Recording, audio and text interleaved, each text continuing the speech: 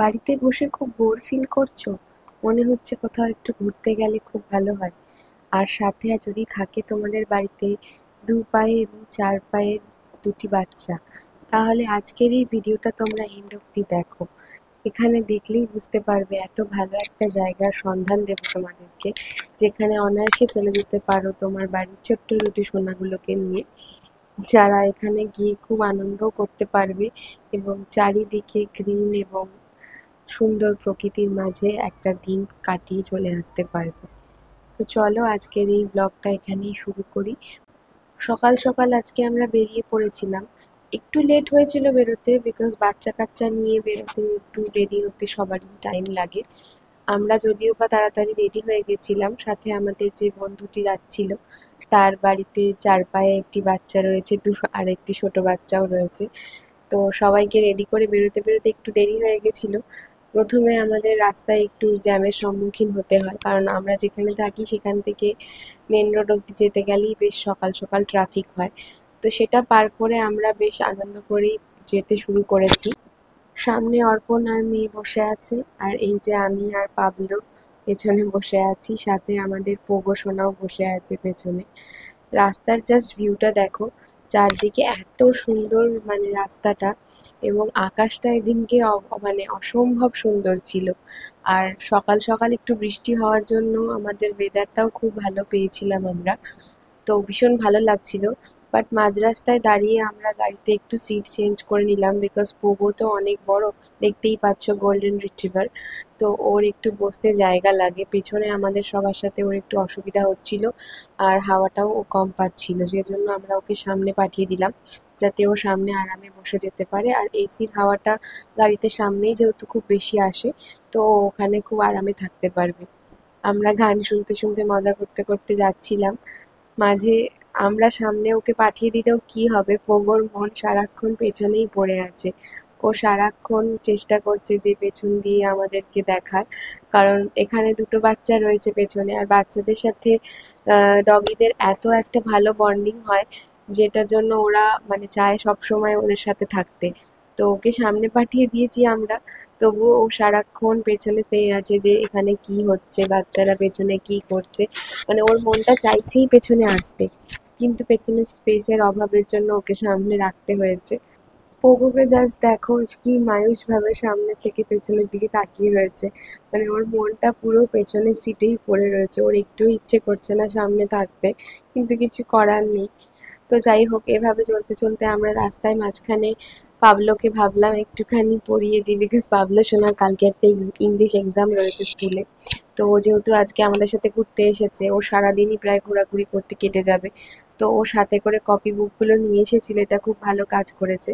তো আমি ভাবলাম ওর রিভিশনটা একটু গাড়িতে ওকে করিয়ে দিই, যাতে ওর এক্সামে হেল্প হয়।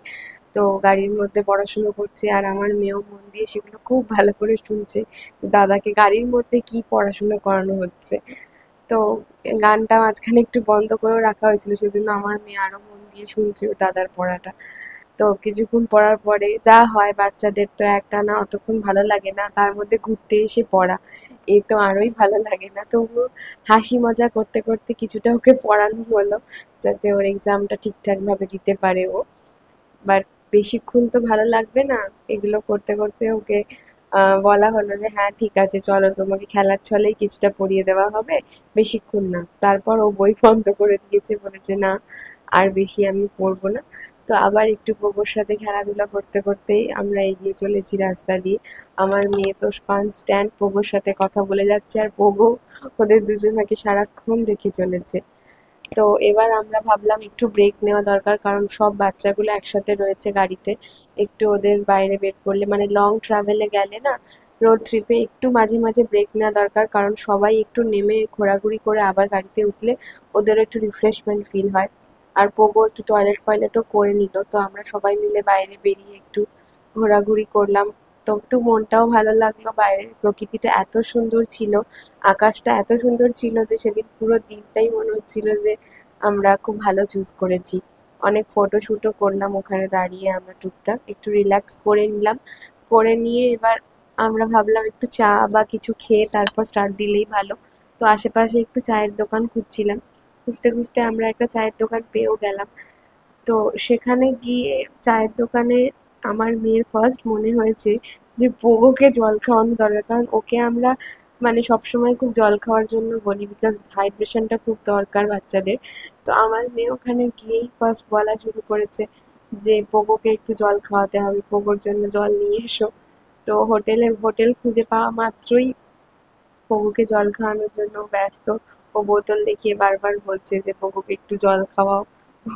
আমি ভয়েস ওভার গুলো তোমাদেরকে শোনাতে পারলে বুঝতে পারতে, খুবই মজা লাগছিল শুনতে। যাই হোক, তো এসব বলার পরে আমরা পোগোকে একটু জল খাইয়েই দিলাম, কারণ মনে হলো হ্যাঁ অনেকটাই গরম, ওরও জল খাওয়া দরকার। বাচ্চাদের সাথে ঘুরতে আসার একটাই মজা যে বাচ্চাদের সাথে টাইম কখন কেটে যায় বোঝাই যায় না। এইসব টাইম করতে করতেই এখানে চাও চলে এসেছে, আমরা চা খেতে স্টার্ট করেছি। আর দেবানন্দা একটু পোগোর সাথে ফটোশুট করে দিচ্ছিল সবার, কারণ ও হচ্ছে আজকের এখানে মেইন অ্যাট্রাকশন। তো সবাই ওর সাথে ফটো তুলতেও চাইছিল। এখানে খুব ভালো ঘুগনিও পাওয়া যাচ্ছিল দেখলাম। তো আমরা ভাবলাম একটু ঘুগনি খেয়ে নিই, কারণ অনেক সকাল সকাল বেরিয়েছি আমরা। তো খিদেও পেয়ে গেছে, আর এখান থেকে আমরা যেখানে যাব সেই জায়গাটা প্রায় আরও 1.5 ঘন্টা মতো ড্রাইভ করতে হবে। তো আমরা এখানে একটু অর্ডার করেছিলাম ঘুগনি, সবাই মিলে একটু ঘুগনি খেলাম। ঘুরতে এসে একটু স্ট্রিট ফুড এনজয় করা আমার মনে হয় দরকার। বাড়িতে গেলে আবার ব্যাক টু নর্মাল লাইফ তো ফিরে যাবই। তো এখানে একটু সবাই মিলে স্ট্রিট ফুড এনজয় করে তারপর আমরা আবার স্টার্ট দিলাম, কারণ এতক্ষণ না খেয়ে গেলে একটু কষ্ট হতো। একটু খাওয়া দাওয়া করে নিলে না এনার্জি পাওয়া যায়, তখন আবার এনজয় করা যায়। এবার আমরা আবার স্টার্ট করলাম যাওয়ার জন্য। দেবানন্দা অনেকক্ষণ একা গাড়ি চালাচ্ছিল, তাই অর্পণ বললো এবার আমি একটু চালাই। তো গাড়িতে উঠতেই দেখি হঠাৎ বৃষ্টি নেমেছে। লং ড্রাইভে বৃষ্টি হলে খুব ভালোই লাগে, গান চলছে গাড়ির ভেতরে আর বাইরে বৃষ্টি, এটা খুবই ভালো। বৃষ্টির সাথেও আকাশটা দেখো কি সুন্দর, আজ সকালেও এক পশলা বৃষ্টি হয়েছিল, তারপরে রোদ উঠেছিল যখন, আকাশটা তো খুবই সুন্দর ছিল, বাইরের ওয়েদারটাও খুব ভালো ছিল।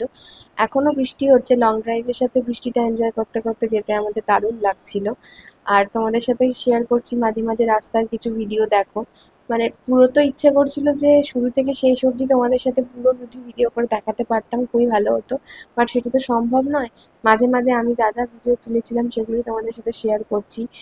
তো মানে প্রত্যেকটা সময়ে বিভিন্ন রকমের নেচার ভিউ দেখতে পাচ্ছি, আকাশের নানান রকমের ভিউ দেখতে পাচ্ছি। তো যেগুলো যেখান থেকে যখন দেখেছি তোমাদের জন্য তুলে রেখেছি, তোমরা দেখো। মানে চারিদিকে এক এক সময় এক এক রকমের নেচার ভিউ দেখতে দেখতে আমরা যাচ্ছিলাম। তো কিছুক্ষণ পরে গাড়িতে উঠতে আহানার একটু খিদেও পেয়ে গেছিলো, কারণ ও অনেকটা সকালে উঠেছে। মানে ও সবার আগে উঠে গাড়ি মানে রেডি ছিল আজকে, যাবে বলে বুঝতেই পেরেছিল আজকে, তো এক্সাইটমেন্টে সবার আগে রেডি হয়ে বসেছিল। তো আমি ভাবলাম এরপর ও যদি খুব ঘুমও পেয়ে যায় তখন ও খেতেও চাইবে না, এখন খিদে পেয়েছে যখন, তো ওকে খাইয়ে দিই। আমি ওর খাবারটা অলওয়েজ বাড়ি থেকে বানিয়ে নিয়ে যাই, বাইরের খাবার ওকে আমি সেভাবে দিই না। তো গাড়িতে যেতে যেতে আমি ওকে ওই জন্য খাইয়ে দিচ্ছিলাম খাবারটা। তো খাবারটা খাওয়ার পরে ওর আস্তে আস্তে একটু ঝিমানি আসছিল, ঘুম ঘুম পাচ্ছিল। এত সকালে উঠে পড়েছে, সকালবেলায় আজকে ও 7:30-8টার সময় প্রায় রেডি। আমরা বেরিয়েছি 9টা-10টার সময়, কিন্তু ও প্রায় 7:30-8টার সময় উঠে খেয়ে দিয়ে রেডি ছিল। তো ওই জন্য ওর খাওয়াটাই বেশি এখন ইম্পর্টেন্ট, ওকে খাইয়ে দিয়ে ও যদি একটু পিসফুলি ঘুমিয়ে নেয় তাহলে আমাদের জার্নিটা অনেক ভালো হবে, কারণ বাচ্চা যদি পিসফুল থাকে না তো বাবা মায়েদের জার্নিটা অনেকটা স্মুথ হয়ে যায়। সেজন্য আমি ওকে খাইয়ে দাইয়ে একটুখানি পেটটা ভরিয়ে দিলে তাহলে কি হবে, ওর ঘুমটা ঠিক করেও ঘুমাতে পারবে। তো আমি দেখলাম ও শতাক্ষীর কাছে খুব ভালোভাবেই আজকে আছে। সবাই মিলে ওরা জানলা দিয়ে বাইরের ভিউ দেখছে, আর সামনে পোগো একটুখানি এখন ঝিমিয়ে পড়েছে। তো দেবানন্দার কোলে পোগো একটু ঘুমিয়ে রেস্ট নিয়ে নিচ্ছে। তো এই সুযোগে আমি নিজের মতো একটু টাইম কাটাতে পারছি, বিকজ বাচ্চা যদি কারোর কাছে খুব ভালোভাবে থাকে তো মায়েদের সব থেকে আনন্দ যে মা নিজের মতো কিছু টাইম কাটাতে পারে। আর সেই সময় আমি এইসব ফটো ভিডিওগুলো তুলছিলাম যাতে যেগুলো তোমাদের সাথে শেয়ার করতে পারি। তো মেয়ে আস্তে আস্তে একটুখানি ঝিমিয়ে শতাক্ষীর কোলেই প্রায় ঘুমাতে চাইছিল। তো ওখানে ঘাড়ে মাথা রেখে শুয়ে আছে দেখো, একটু একটু করে চোখটা ছোট হয়ে আসছে। তো ও কিছুটা ঘুমিয়ে নিয়েছে, আর মাঝখানে পাবলো ভাবছে ও কি করবে, বোন তো ঘুমাতে চাইছে, বউও ঘুমাতে চাইছে, ও কি করবে। যাই হোক, এসব করতে করতেই আমরা পৌঁছে গেলাম সেই জায়গা যেখানে তুমি তোমার বাড়ির 4 পা এবং 2 পায়ের দুরকম বাচ্চাকে নিয়েই এসে আনন্দ করতে পারো। আমরা অনেক সময় ঘরে বসে ভাবি যে কোথায় যাব যেখানে আমার বাড়ির পেটসটাকেও আমি সাথে নিয়ে যেতে পারি, কারণ ওদেরকে ছেড়ে আমাদের যেতে ভালো লাগে না, না ওরা বাড়িতে একা সারাদিন কি করবে, এটা মাথার মধ্যে চলে। তো এটা হলো বনলতা রিসর্ট, জয়পুর জঙ্গল যেখান থেকে শুরু, ঠিক সেই মুখেই এই রিসর্টটা রয়েছে। এখানে তুমি তোমার 4 পা এবং 2 পায়ের দুরকম বাচ্চাকে নিয়েই এসে আনন্দ করতে পারো। আমাদের মতো যদি ওয়ান ডে ট্রিপ হয় তোমরা সেটাও করতে পারো, আর যদি তোমরা মনে করো যে এখানে স্টে করবে তাহলে সেটাও করতে পারো। এখানে ভেতরে রিসর্ট রয়েছে, থাকার জায়গা রয়েছে, তো তোমরা এখানে নাইট স্টেও করতে পারো, 1 দিন 2 দিন তোমাদের উইকেন্ড কাটানোর জন্য। খুবই আদর্শ জায়গা, ভেতরে এত বড় স্পেস রয়েছে, দেখো বাচ্চাকে নিয়ে হাঁটার জন্য খুবই ভালো জায়গা। তুমি তোমার সব মানে দুরকম বাচ্চাকেই এখানে নিয়ে ঘুরতে পারো। এটা পেট ফ্রেন্ডলি একটা রিসর্ট। আমরা অনেক রিসর্টের খোঁজ নিই যেখানে পেট ফ্রেন্ডলি কিনা, কারণ আমরা চাইছিলাম এই ট্যুরে পোগো আমাদের সাথে যাক, কিন্তু সব জায়গায় অ্যালাউ করছিল না, এখানে অ্যালাউ করেছিল বলেই আমরা এখানটা আবার চুজ করলাম। এখানে দেখো লাইভ ফিশিং হয়, তো এখানে আমরা সেখান থেকে লাইভ ফিশ নিয়ে তুমি চাইলে ওদের থেকে কিছু খাওয়ার ব্যবস্থাও করতে পারো।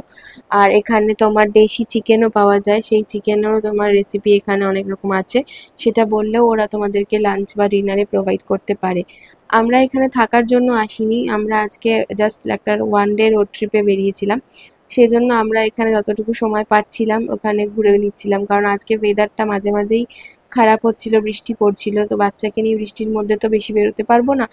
তো এখন যখন আমরা নেমেছিলাম তখন ওয়েদারটা ভালো ছিল, সেই সময় আমরা এই জন্য একটু ভেতরটা ঘুরে দেখে নিচ্ছিলাম ভেতরে জায়গাটা কিরকম। হাঁস মুরগিরও চাষ করা হয়, তো সেগুলোও তুমি তোমার বাচ্চাকে দেখাতে পারবে। আর এখানে অনেক তুমি পেটস দেখতে পাবে যারা এমনি ঘোরাঘুরি করছে। তো খুব সুন্দর লাগছিল। আমরা এখানে খাওয়ার আগে একটুখানি ঘুরে নিচ্ছিলাম, কারণ আহানা সবাই ঘুম থেকে উঠেছিল, উঠেই যদি ওকে একটা রুমে বসিয়ে দিই তো ওর একটু বিরক্ত লাগতে পারে, সেজন্য আমরা ওকে একটু ঘোরাঘুরি করিয়ে নিচ্ছিলাম। ঘোরাঘুরি করতে করতে আমাদের তো প্রচণ্ড খিদে পেয়ে গেছে। এখানে একটা ভালো জিনিস শেয়ার করি তোমাদের সাথে, এখানে কেবিন সিস্টেমেও ঘর পাওয়া যায়, মানে একটা খাওয়ার জায়গা যেখানে তুমি তোমার পেটস এবং পুরো ফ্যামিলি নিয়ে বসে খেতে পারো। এটা পার ঘন্টায় 200 টাকা করে চার্জ নেয়। আমার মতে এটা খুবই ভালো একটা সিস্টেম, যেখানে তুমি তোমার পেটস যদি থাকে তো ওখানে তোমার একটা প্রাইভেসি মেনটেন করে ওকে নিয়ে তুমি আরামে থাকতে পারো, কারণ পেটসটা যদি বাইরে যেখানে সবাই খাচ্ছে সেখানে যদি বসে খায় তো অনেক সময় ওরা হাইপার হয়ে পড়ে, চিৎকার করে, নিজের খাবার খেতে চায় না, বা লোকেরা ওদেরকে বারবার দেখতে আসে, তো সেটা একটু অকওয়ার্ড লাগে। সেই জন্য এখানে আমরা এই কেবিনটা বুক করেছিলাম এবং সার্ভিস ভীষণ ভালো। এটা ছিল আমাদের থালি, এদের এত ফাস্ট সার্ভিস যে আমাদের অর্ডার দেওয়া মাত্রই খুব তাড়াতাড়ি অর্ডারগুলো চলে এসেছিল। আমরা ভাবতেও পারিনি এত জিনিস এত তাড়াতাড়ি চলে আসবে। দেখো জাস্ট কত খাবার। এই থালিগুলো জাস্ট 100 টাকা, সাথে আনলিমিটেড চাটনি এবং আনলিমিটেড পায়েসও ছিল। এখানে এলে দইটা অবশ্যই ট্রাই করে দেখো, দারুণ টেস্টি দই। বাইরে তখন ঝমঝম করে বৃষ্টিও নেমে গেছে দেখো। এখানে আরও একটা ভালো জিনিস হলো, এরা পেটসদের জন্য যদি আলাদা কোনো খাবার বানিয়ে দিতে বলা হয় সেটাও বানিয়ে দেয়। আমরা পোগোর জন্য এখান থেকে আলাদাভাবে খাবার অর্ডার করেছিলাম। আমাদের এত খিদে পেয়েছিল যে আর আমি ওয়েট করতে পারছিলাম না, তাড়াতাড়ি খাওয়া স্টার্ট করে দিয়েছি। এরকম মাটন কষা, ডাল, আলু ভাজা, সাথে তো থালিগুলোতে সবজি, শুক্তো, পোস্ত, আর এগুলো পোস্তর বড়া, এক একটা বড়া সাইজ কি বড় বড় দেখো। সাথে অর্ডার করেছিলাম পমফ্রেট মাছ, চিকেন কড়কনাথ, চিকেন ডাক বাংলো আর মাটন।